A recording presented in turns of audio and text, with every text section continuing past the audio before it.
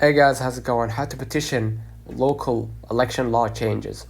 So, first of all, understand existing election laws and regulations in your area. Secondly, clearly define the changes you want to propose and the reasons behind them.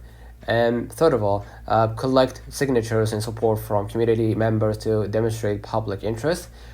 Fourth step, go create a clear and concise petition outlining the proposed changes, supporting arguments and your contact information, and deliver it to your local election office, city council, or relevant governing body. Check if there is a specific submission process. Participate in your local government meetings to voice your concerns and propose changes directly. Stay engaged with local officials to track the progress of your petition and advocate for its consideration. By staying organized and persistent, you can effectively push for changes in local election laws. So let me know in the comments if this video helped you. Don't forget to like and subscribe, and thank you for watching.